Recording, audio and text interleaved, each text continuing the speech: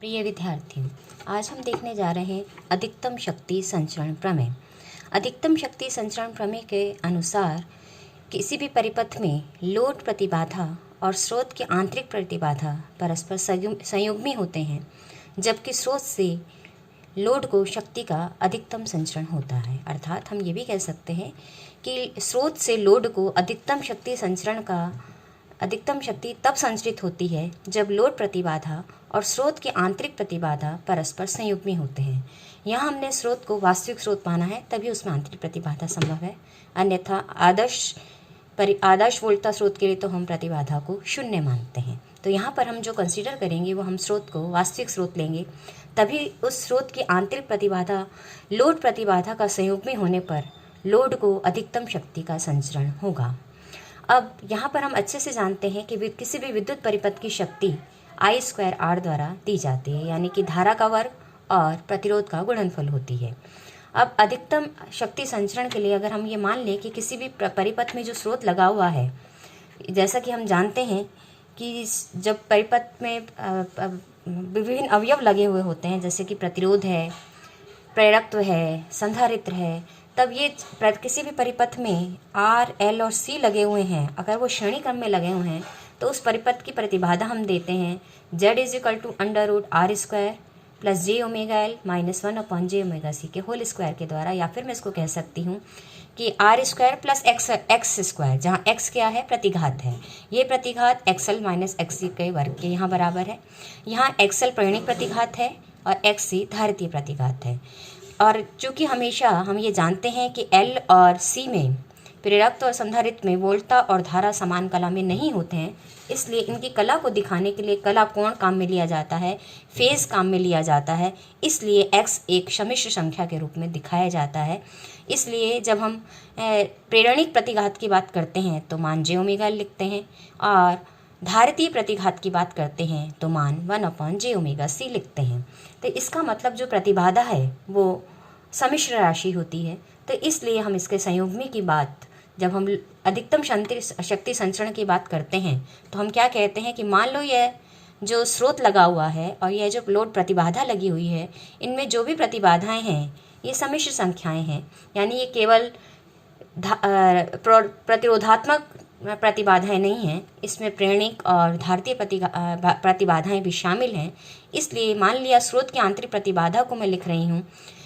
प्रतिरोध प्लस प्रतिघात की टर्म, यानी कि RG प्लस JXG से, और लोड प्रतिबाधा को लिख रही हूँ वही प्रतिरोध टर्म और प्रतिघात टर्म, यानी RL प्लस JXL टर्म से। तो अधिकतम शक्ति संचरण प्रमेय के अनुसार अगर स्रोत द्वारा लोड को अधिकतम शक्ति संचित की जा रही है, लोड को अधिकतम शक्ति दी जा रही है, तब उस स्थिति में RG का मान RL के बराबर होगा। और चूँकि ये परस्पर संयुग्मी होते हैं, इसलिए आपके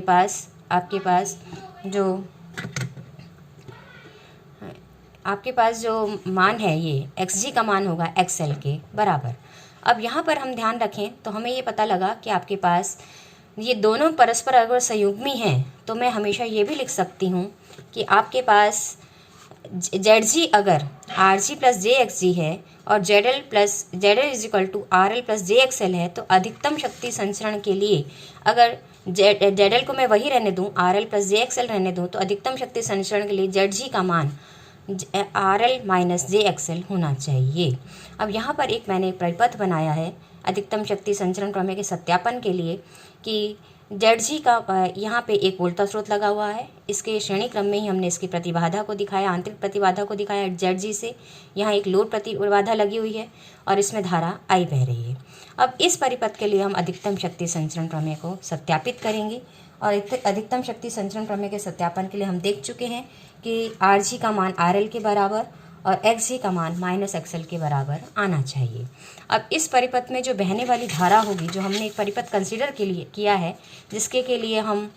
अधिकतम शक्ति संचरण प्रमेय लगाना चाह रहे हैं, तो इसमें जो बहने वाली धारा है उसका मान हो जाएगा E/ZG प्लस ZL, क्योंकि ये दोनों परस्पर श्रेणी क्रम में जुड़े हुए हैं। तो यहाँ से अब मैंने ZG का मान रख दिया, तो ZG का मान मुझे मिलता है RG प्लस JXG, और ZL का मान मैंने रख दिया और ZL का मान है RL प्लस JXL। अब मैंने रेजिस्टिव टर्म को यानी कि रियल टर्म को कंबाइन कर लिया और इमेजनरी टर्म को मैंने यानी प्रतिघात वाली टर्म को मैंने एंगल वाली फेज वाली टर्म को मैंने कंबाइन कर लिया, तो ये मान बन जाएगा E upon R G plus R L plus J X G plus X L. अब लोड को अधिकतम शक्ति संचरण की प्रमेय से अगर हम निकालें तो लोड को अधिक जो संचित शक्ति है वो है आई स्क्वायर आर एल, तो उससे हम लोड को संचित शक्ति का मान निकालते हैं। तो आई का मान मैंने यहाँ से रख दिया है, और रखने पर इसका वर्ग करते हैं जब समिश्र राशियों का, तो हम जानते हैं कि उसके संयुग्मी राशि से गुणा किया जाता है। तो यहाँ मैंने आई स्क्वायर का वर्ग दिखाया है कि E upon R G plus R L plus J X G plus X L को मैं गुणा करूँगी E upon R G plus R L minus, यानी इसकी संयुग्मी राशि से minus J X G plus X L. जब मैं ये गुणा करती हूँ और आई स्क्वायर आर एल के लिए मान निकालती हूँ तो मुझे मिलता है E square R L R G plus R L का whole square H G plus S L का होल स्क्वायर, क्योंकि ये माइनस का आना चाहिए, ये जे स्क्वायर और आ जाता है तो ये माइनस माइनस प्लस हो जाता है। अब यहाँ पर अधिकतम शक्ति संचरण के लिए प्रतिघात का मान 0 होना चाहिए, क्योंकि हमने प्रत्यावर्ती धारा परिपथों में भी जब अनुनाद की स्थिति की बात करते हैं तब भी हम कहते हैं कि property of cancellation of reactance is resonance, यानी कि प्रतिघात के परस्पर जो एक दूसरे को नष्ट करने की प्रवृत्ति है वही आपके पास उसका रेजोनेंस कहलाती है, अनुनाद कहलाती है। और साथ ही प्रतिरोध का मान ना तो ऋणात्मक हो सकता है ना ही यहाँ हम 0 मान सकते हैं, इसलिए क्योंकि केवल प्रतिघात का मान ऋणात्मक हो सकता है, इसलिए हम कहते हैं कि X G plus XL is equal to 0। तो यहाँ से एक्स जी का मान माइनस एक्सएल के बराबर मुझे मिल जाता है। अब समीकरण 1 में हम ये प्रतिबंध रखते हैं तो एक्स जी माइनस एक्सएल यहाँ के मान रखते ही 0 हो गया, तो मुझे जो शक्ति मिलती है वो शक्ति मिलती है E square R L upon R G plus R L का होल स्क्वायर। अब पुनः अधिकतम शक्ति संचरण के लिए अब ये आर एल के सापेक्ष जो भी काम हो रहा है, शक्ति का जो भी परिवर्तन है वो लोड प्रतिरोध के साथ है, तो अधिकतम शक्ति संचरण के लिए हम गणितीय अवकलन से जानते हैं कि प्रथम अवकलन 0 होना चाहिए, तो D P D R L का मान 0 होना चाहिए, क्योंकि इस समय शक्ति केवल लोड के साथ ही बदलेगी। तो अगर हम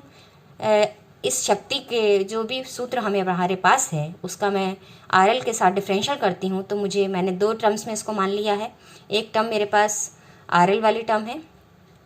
जिसमें ये R G plus R L वाली वर्ग वाली टर्म मैंने एज इट इज़ रखी है, आर एल का डिफरेंशियल किया है। दूसरी में मैंने आपके पास आर एल को एज इट इज़ रखा है और 1 upon R G plus R L whole square का डिफरेंशियल किया है। तो यानी first term as it is, differential of second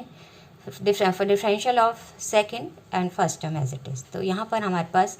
first differential of second and differential of first, इस तरह से हमने इसका अवकलन कर लिया। जब अवकलन करते हैं तो आर एल का सेम वही मान 1 हो जाएगा, तो E square upon R G plus R L का होल स्क्वायर मिल जाता है।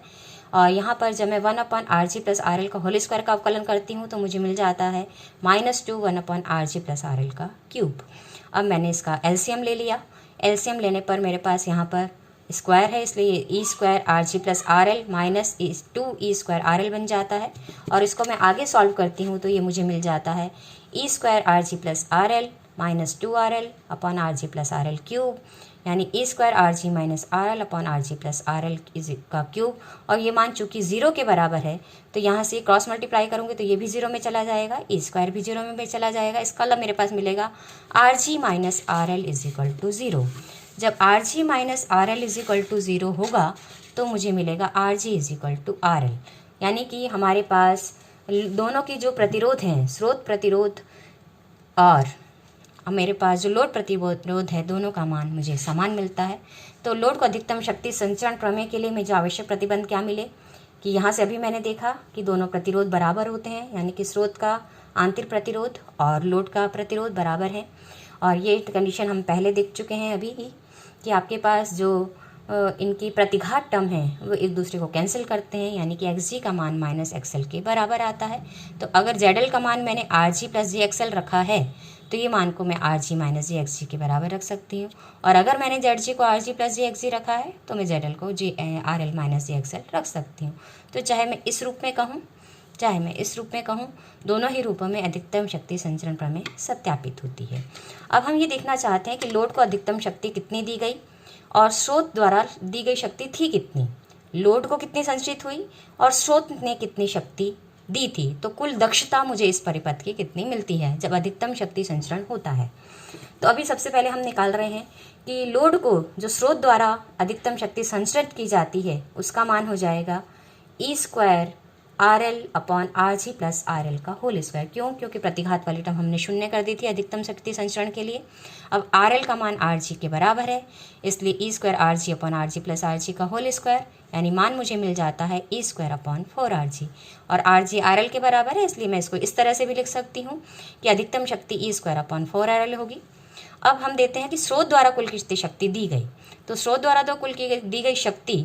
मेरे पास हो जाएगी आई स्क्वायर इंटू 2RL। क्यों? क्योंकि यहाँ पर इस स्थिति में RG और RL का मान बराबर है, तो आपके पास टोटल प्रतिरोध RL की बजाय 2RL हो जाता है, और नीचे कुल प्रतिरोध परिपथ का उतना ही है, तो मैं इसलिए इसको 4RL स्क्वायर ही लिख रही हूँ 4RG स्क्वायर की जगह। तो E square upon 4RL square into 2RL, यानी ई स्क्वायर अपॉन 2RL। तो यहाँ अगर मैं इन दोनों को तुलना करूँ कि स्रोत द्वारा जो शक्ति दी जा रही थी कुल, वो थी ई स्क्वायर अपॉन 2RL,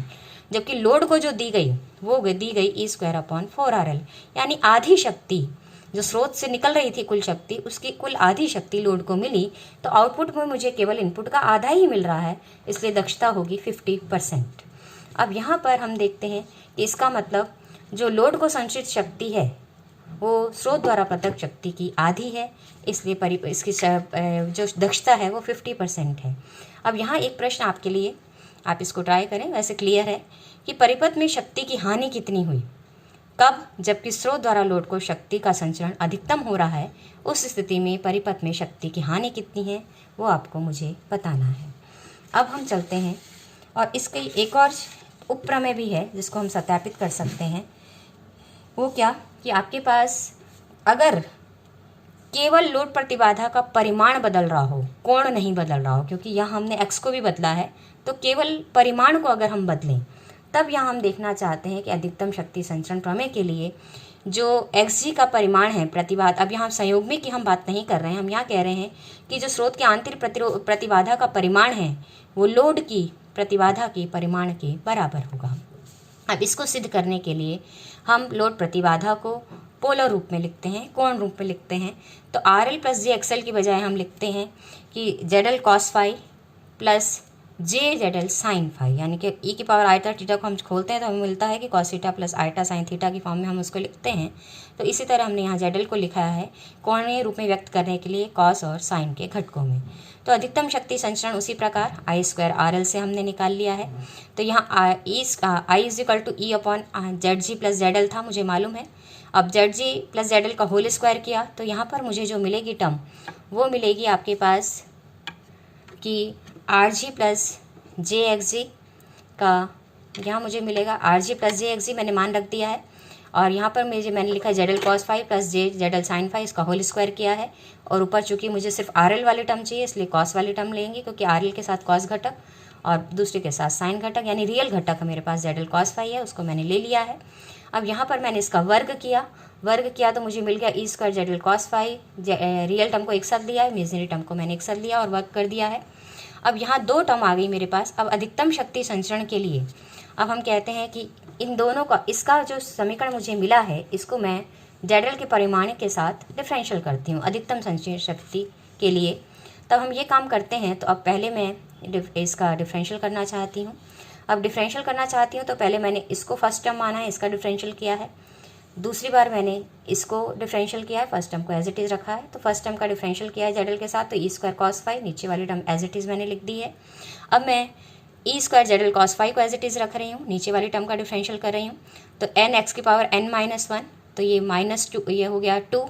माइनस का। अब यहाँ पर इसके साथ ये माइनस साइन चूँकि मैंने पहले ही लिख दिया, इसलिए यहाँ पर ये माइनस मैंने नहीं लिया है, तो ये हो गया 2 n x की पावर n-1 होता है। तो इसकी पावर 1 थी, तो यहाँ पर मेरे पास ये बन गई पावर 2।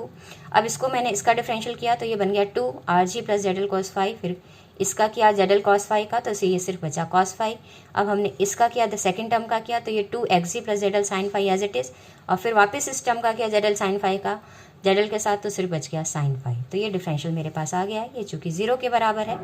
अब यहाँ मुझे ये ध्यान रखना है, अब मैंने इसका LCM लिया है। अब मैं इसका LCM लेती हूँ तो मुझे क्या मिलेगा कि cos फाई, क्योंकि यहाँ पर जो मेरे पास टर्म आ रही थी, अगर हम ध्यान दें तो यहाँ पर ये सिंगल टर्म है, यहाँ इसका होल स्क्वायर होकर टर्म आ रही है। यहाँ पहली वाली टर्म में सिर्फ सिंगल टर्म है, यहाँ पर इस पूरे स्क्वायर का भी होल स्क्वायर अब मेरे पास होके आ रहा है। तो एलसीएम मैंने जब RG जब मैंने एलसीएम लिया तो R G plus Z L cos phi का square plus X G plus Z L sine phi का होल स्क्वायर मैंने जब एलसीएम लिया तो ये एक टर्म यहाँ पर इससे गुणा हो जाएगी, और गुणा हो जाएगी तो मेरे पास आ जाएगा आपके पास ई स्क्वायर भी बाहर आ गया, ई स्क्वायर भी मैं जीरो के साथ ले रही हूँ, तो यहाँ बचेगा सिर्फ cos phi R G plus Z L cos phi का square plus X G plus Z L sine phi का होल स्क्वायर। अब यहाँ पर ये माइनस की टर्म, अब हम सेकंड टर्म की ओर बढ़ रहे हैं, तो ये टर्म एज इट इज़ जो यहाँ पर लिखी हुई है मेरे पास, second term as it is जो ऊपर मेरे पास है, क्योंकि एलसीएम में ये टर्म आ चुकी है, तो ये ऊपर वाली टर्म मेरे पास एज इट इज़ मैंने लिख ली है। सिर्फ ई स्क्वायर को यहाँ मैं जीरो की डिवाइड करके ले गई हूँ, तो ये स्क्वायर यहाँ से मैंने हटा दिया है। तो यहाँ पर मेरे पास मान मिलता है मुझे जेड एल कॉस फाई तो बाहर है ही, साथ में मुझे मिल जाता है 2